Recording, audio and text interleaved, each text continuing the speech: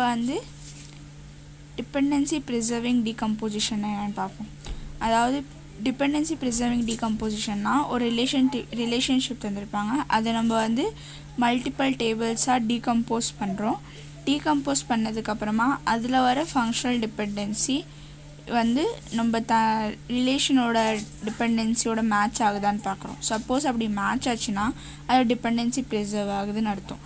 அப்படி ஆகலைன்னா it is not dependency preserving decomposition. So அதாவது இப்போ எக்ஸாம்பிள் பார்ப்போம். Let relation B, a relation having A, B, C, D are the attributes with functional dependency. A determines B, B determines C, C determines D, and D determines B. And R is decomposed into R1, R2, and R3 with this attributes. So நம்ம என்ன பண்ண போகிறோம்னா இப்போ இதோட functional dependencies find பண்ண போகிறோம்.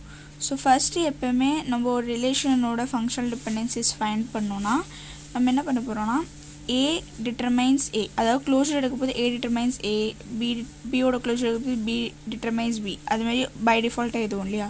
But functional டிபெண்டன்ஸில் அது எழுதக்கூடாது, ஓகேங்களா. அது வந்து ட்ரிவியலாக இருக்கும், அது நம்ம எழுதக்கூடாது. நம்ம மற்ற அல்ஃபாபெட்டோட தான் நம்ம எழுதணும், நான் ட்ரிவியல்ஸுக்குள்ளே தான் எழுதணும், ஓகேங்களா. ஸோ இப்போ வந்து என்ன பண்ண போகிறோன்னா அதாவது காமனாக இருக்கிறது எழுதக்கூடாது. எல்ஹெச்எஸில் வந்து இருக்கக்கூடாது, ஆர்ஹெச்எஸில் என்ன எழுதுறீங்களோ அது எல்ஹெச்எஸில் இருக்கக்கூடாது, ஓகேங்களா.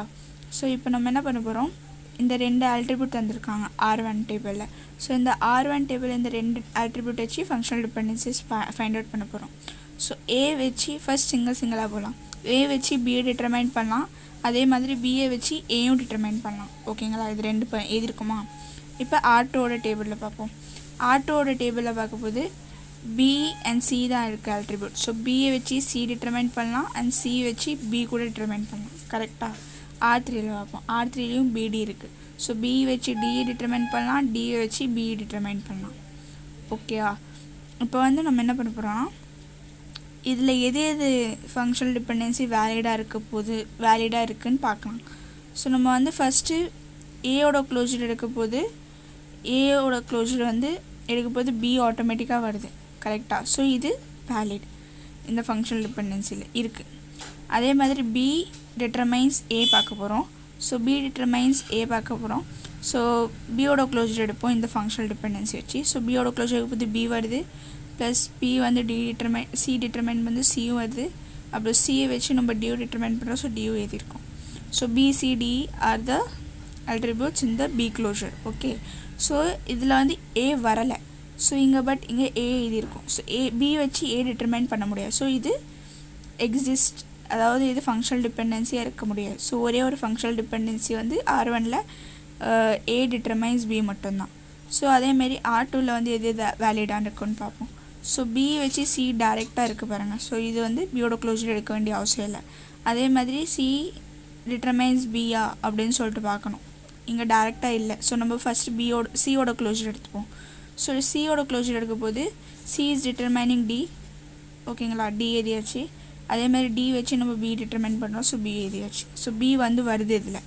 ஸோ இதுவும் வேலிட். அதே மாதிரி இந்த ரிலேஷன் இதில் பார்ப்போம். ஸோ R3யில் பார்க்கும்போது B டிட்டர்மைன்ஸ் Dயா டேரெக்டாக தந்துருக்காங்களா, இல்லை. பட் நம்ம இங்கே க்ளோஷர் எடுக்கும்போது அதில் D வருது. ஸோ இது வேலிட். அதே மாதிரி D டிட்டர்மைன்ஸ் Bயா நம்ம டேரெக்டாக தந்துருக்காங்க. ஸோ இது ஓகே. ஸோ எதெல்லாம் டிக் மார்க் பண்ணியிருக்கோமோ அது எல்லாமே ஃபங்க்ஷனல் டிபெண்டன்சிஸ். ஸோ ஹேன்ஸ் நம்ம இங்கே எல்லாமே எழுதியிருக்கோம். A டிட்டர்மைன்ஸ் B எழுதியிருக்கோம், B determines C, C determines B, B determines D and D determines B, இது எல்லாமே எழுதியிருக்குமா. இப்போ நம்ம என்ன பண்ணுறோமோ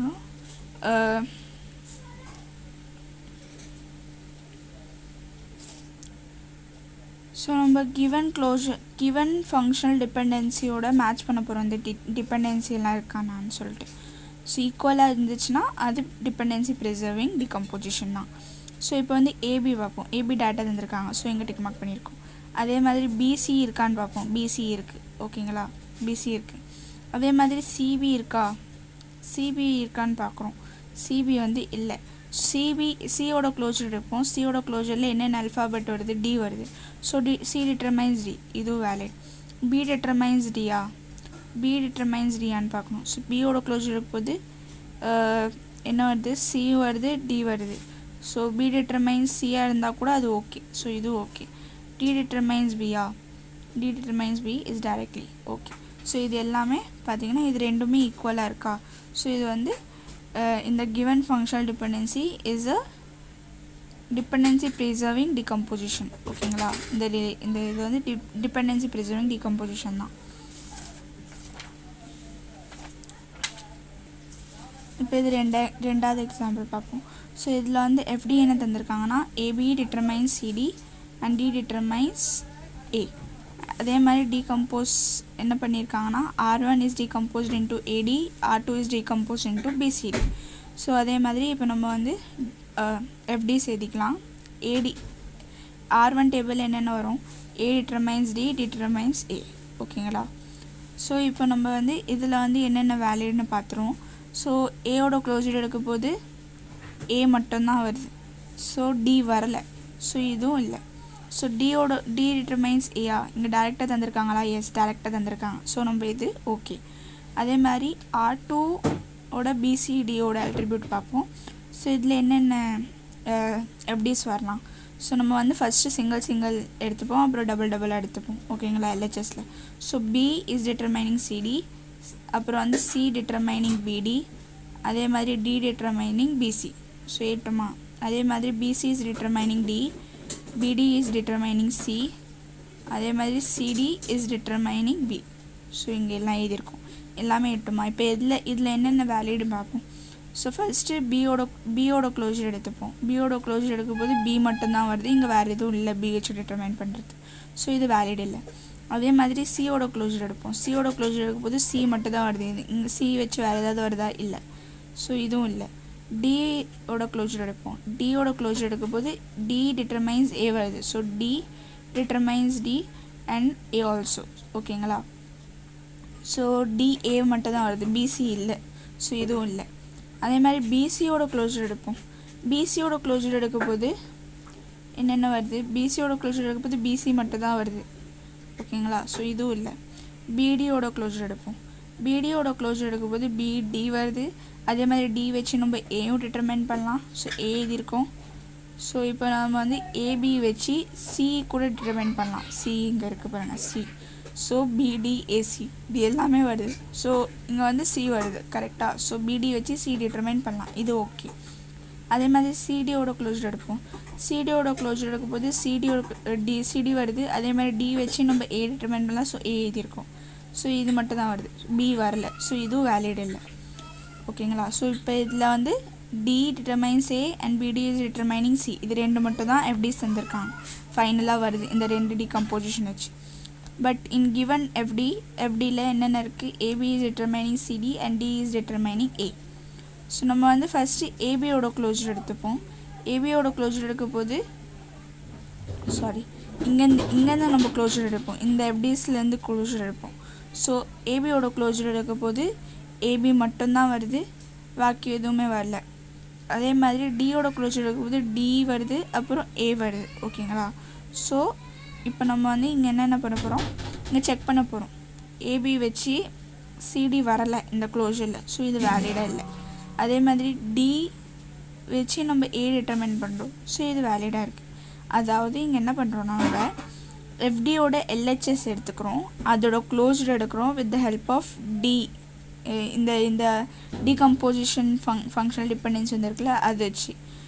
ஓகேங்களா. ஸோ நம்ம இந்த FD வச்சு க்ளோஷர் எடுக்கிறோம் for LHS of given FDs. அப்படியே சப்போஸ் வரலை, இங்கே கிவன் FDs வரலைன்னா இது வந்து டிபெண்டன்சி ப்ரிசர்விங் டிகம்போசிஷன் இல்லை. ஸோ இங்கே தான் இது இருக்கேன். we have given with R and their FDs, அதாவது ரிலேஷன் டேபிள் அண்ட் FDs தந்திருக்காங்க. now we decompose R into R1 R2 and we find FD of that decompose. ஓகேங்களா. ஃபங்க்ஷனல் டிபெண்டன்சி ஃபைன் பண்ணுறோம். அப்புறம் கண்டுபிடிச்சதுக்கப்புறமா then we check whether the FD of R is equal to FD of R1 and R2. Suppose அது ஈக்குவலாக இருந்துச்சுன்னா equal, then dependency is preserved, or else if union of it is not equal, that dependency is not preserved. So இங்கே பார்த்தீங்கன்னா இங்கே வந்து இல்லை கரெக்டாக FDs வந்து இங்கே இதுவாக இல்லை, லைக் வேலிடாக இல்லை. ஸோ இது வந்து டிபெண்டன்சி வந்து ப்ரிசர்வ்டாக இல்லைன்னு சொல்கிறோம். பட் நம்ம ப்ரீவியஸ் வீடியோவில் பார்க்கும்போது அதில் வந்து ப்ரிசர்வ்டாக இருந்தது டிபெண்டன்சிஸ்.